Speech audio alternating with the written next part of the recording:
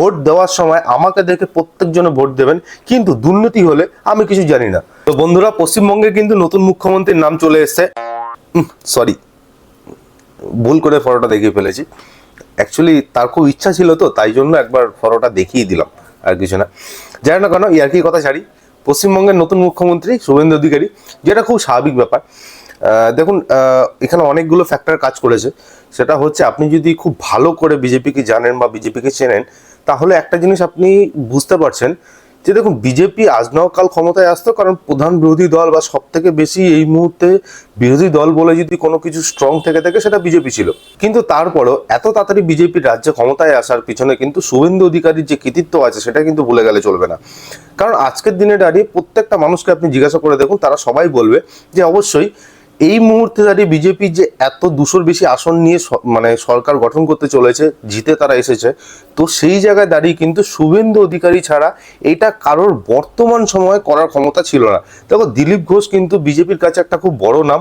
দিলীপ ঘোষের হাত ধরেই কিন্তু বিজেপির স্বতঃস্ফূর্তভাবে এই রাজ্যে বেড়ে ওঠা এবং মানে এতগুলো এমপি সিট কালেকশন করা কিন্তু দিলীপ ঘোষের হাত ধরে।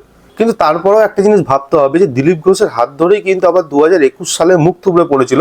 তার কারণ হচ্ছে, দলের মধ্যে বেশ কিছু অসম্মানিতা ছিল, দলের মধ্যে বেশ কিছু মনোমালিন্য তৈরি হয়েছিল। এখানে শ্রমিকদের একটা বড় রোল প্লে করেছে। সেটা হচ্ছে এই যে পুরনো বিজেপি মেম্বাররা যারা ছিল, পুরনো বিজেপির নেতারা যারা ছিল, এবং নতুন বিজেপি মানে 2017-18 পরে যারা বিজেপি হয়েছে, এরকম একটা সময়ের যে মানে ব্যবধানটা ছিল না, তাদেরকে এক জায়গায় নিয়ে আসা, তাদেরকে এক ইউনিটিতে ফেলা, ঠিক আছে, এবং এই যে দলের ভেতরে মনোমালিন্য, দলের মধ্যে যে বিশৃঙ্খলা ছিল, সেটাকে খুব ভালোভাবে ম্যানেজ করা।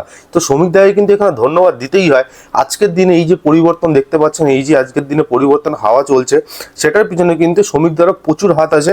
কারণ তিনি একমাত্র, আমার ব্যক্তিগতভাবে মনে হলো যে আমাদের রাজ্যের প্রেসিডেন্ট মানে বিজেপির প্রেসিডেন্ট হিসেবে যারা হয়েছেন, সভাপতি যারা হয়েছেন, তার মধ্যে কিন্তু শ্রমিক এই কাজগুলোই কিন্তু বেশি গুরুত্বপূর্ণ বলে মনে হলো, যে তিনি সবাইকে এক জায়গায় নিয়ে আসতে পেরেছেন, একই ছাদের নিচে মনোমালিন্য ভুলিয়ে।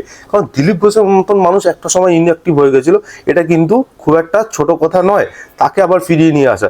তো জানো না কেন, আজকের দিনে নতুন মুখ্যমন্ত্রী শুভেন্দু অধিকারীর নাম ঘোষণা হয়ে গেছে, তার জন্য তাকে অসংখ্য ধন্যবাদ। যে মানুষ যে পরিবর্তনের জন্য আপনাকে দেখেছে, মানুষ যে পরিবর্তনের দিকে তাকিয়েছে, যে পরিবর্তন চেয়েছে, সেটা হয়তো আপনি যথাযথ পালন করবেন।